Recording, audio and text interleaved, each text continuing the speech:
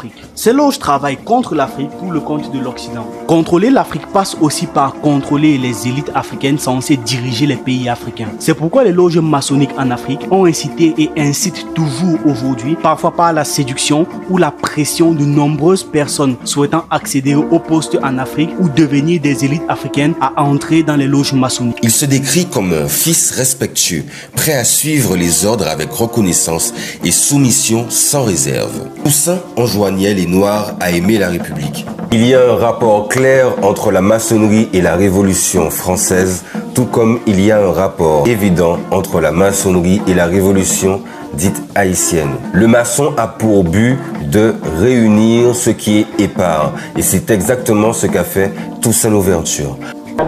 Puisque ça commence d'abord par le panafricanisme, que je dénonce d'ailleurs à cause de sa tendance colorée, c'est-à-dire chaotique, qui regorge en même temps des francs-maçons, des rosicruciens, des chrétiens, des musulmans, et tous ces mouvements que je suis en train de dénoncer depuis des années. On ne saurait donc prendre le panafricanisme vu sous cet angle comme un véritable modèle pour la renaissance africaine. Les loges noires. Ils valorisent aussi les manifestations culturelles. Donc il faut savoir que le Black History Month, c'est purement Prince Hall. Voilà, c'est une création du Prince Hall, le Black History Month, dont on parle très souvent ici, qu'on voit. C'est une création du Prince Hall.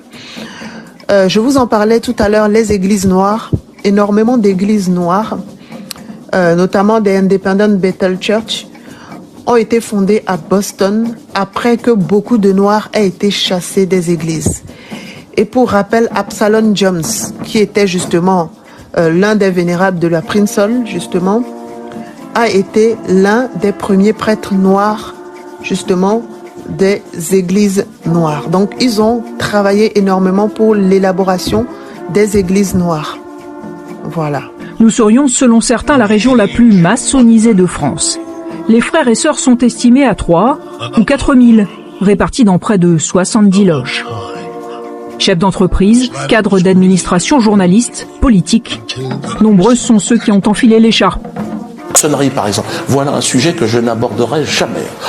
Je ne parlerai surtout pas de franc-maçonnerie ce soir. Alors ça, non. Yécri, bokantage parole à sous franc-maçonnerie, obstacle à souveraineté nous, samedi à Avignon, 25 mai 2024, 4h l'après-midi précise. Vous avez trouvé adresse là, à dans descriptif nous. Géolocalisation aussi. Force, lumière, l'honneur, respect.